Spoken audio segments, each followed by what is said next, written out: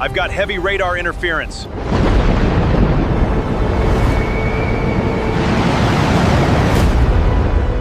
Okay, let's just jump right into this. Welcome to This Explainer, where we're unpacking the sheer mechanics and the really intense challenges behind India's advanced medium Take a combat. massive, heavy, twin-engine flying fortress, load it up with weapons, and make it register on an enemy's radar screen as nothing more than the size of a tennis ball. Well, that right there is the core engineering mystery of stealth technology, and it's exactly what we're going to decode today. So here's our roadmap. 1. Designing the invisible jet. 2. The engineering of stealth. 3. The burden of maintenance. 4. The bureaucratic chokehold. And finally, 5. Rebuilding the defense ecosystem. Starting with Part 1, Designing the Invisible Jet. To really wrap our heads around first have stealth, to to understand how radar actually sees the world, and why standard fighter jets are just so incredibly easy to spot. So when radio waves hit an object and bounce back, its radar cross-section, or RCS, determines how big that object looks to the radar. A traditional Sukhoi 30 MKI, that lights up the screen like a massive SUV. An F-16 shrinks that down to a small car, and a Rafale looks like a motorcycle. But a fifth-generation jet like the F-22 Raptor, that registers as the size of a bullet. The AMCA is being engineered to have an RCS the size of a tennis ball, or maybe a small bird. So the absolutely crucial question is, how on earth do you pull off that tiny tennis ball signature? See, traditional jets carry their bombs and missiles on their wings. Those hard metallic structures and curved fuel tanks act like giant flying mirrors for radar waves, bouncing the signal right back to the enemy. The foundational step for the AMCA is hiding the whole shebang. It utilizes an internal weapon bay. You won't see missiles hanging off this jet. It stores everything inside, and when it's time to strike, the bay doors pop open, deploy the weapon, and completely snapshot. And get this, it does all of that in exactly 1 second. Boom, gone.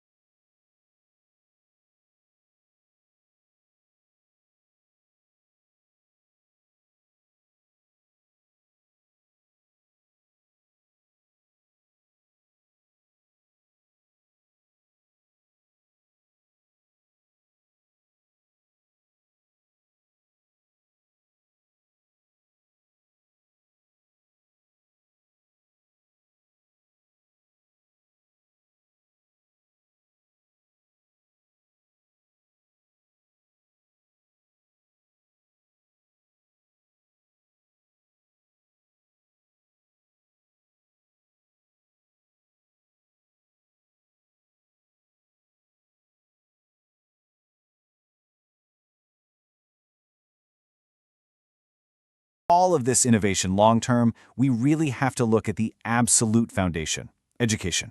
The current system just relies way too heavily on rote memorization. We need a grassroots overhaul. Students need hands-on access to basic electronics and computers from a really young age. We're talking real access, not just looking at a motherboard behind a glass case. We need National Defense Olympiads to scout young talent, an open platform so that a brilliant idea from a rural innovator doesn't just disappear forever because they didn't know which government office to mail a letter to. There's this striking quote from the source material that just hits the nail on the head. Our education system needs steroids